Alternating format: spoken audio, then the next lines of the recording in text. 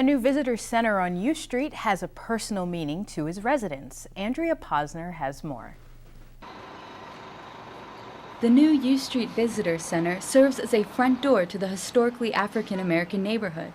The organization, Cultural Tourism DC, teamed up with Ben's Chili Bowl, which is where the center is located. The importance of Ben's Chili Bowl in Washington, because this is one of the original black-owned business in the city. So if you're visiting here and then you want to read about, Ben's and know how it was established and how long it been in existence and all the difficulties it went through, during the past years. An audio walking tour about the cultural history of this neighborhood showcases the area's vibrant jazz community. The tour takes visitors to sites like the Lincoln Theater, which has served as a meeting place for jazz performers like Duke Ellington. In DC, no tourists really have any place to go where they can get guided to what they can do on U Street. And Anderson recommended one stop not to miss on the tour. Of course, you can't come to the visitor center and not come inside the gift shop.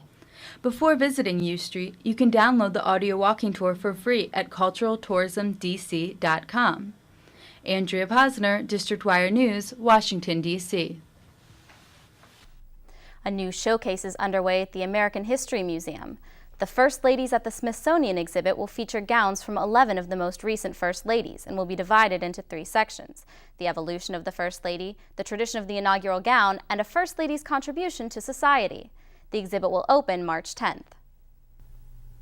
ABC has announced the cast for the 10th season of Dancing with the Stars. Celebrity dancers will include astronaut Buzz Aldrin, Olympic figure skater Evan Lysacek, and TV star Kate Gosselin.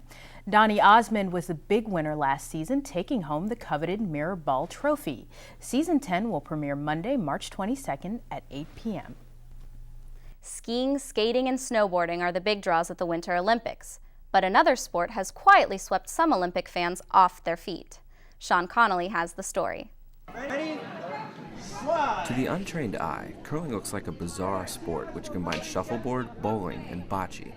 Granite rocks, felt brooms, and Teflon shoes add to the puzzlement. But curling is growing in popularity since its reintroduction into the Olympic Games in 1998.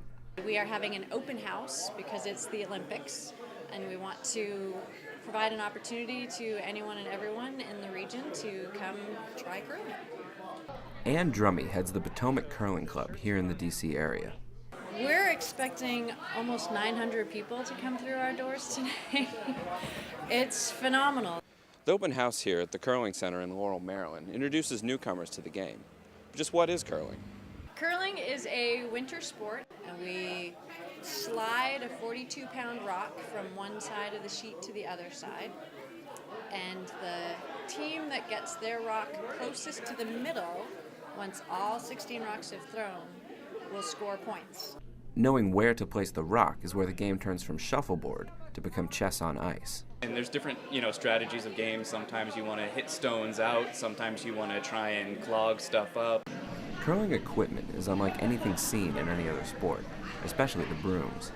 Jason Kasparek, a 4-year member of the club, explains. Warms up the ice so the stone actually starts to hydroplane over the ice a little bit rather than just grind across the surface. And those Teflon shoes? These help you deliver the stone, and so when you watch people who curl and they're sliding down the ice, this is what they slide on. This quirky sport has developed quite the following. Club member David Green has been curling weekly for about 4 months. The draw for me is that it's an athletic event that someone of my age and lack of athletic ability can do. Even so, some first-timers get off to a rocky start. With more people showing up to try it out, Americans may see more curling in years to come. From Laurel, Maryland, Sean Connolly, District Wire News. Well, that seems like a fascinating sport I may have to take up. Curling seems like a very interesting sport, so we'll see how it goes. And that's going to do it for this edition of District Wire News. Be sure to follow us online at districtwirenews.com. Thanks for tuning in, and remember, please be safe and keep it classy over spring break. I'm Leslie Byford. And I'm Marissa Scalera. Have a good night.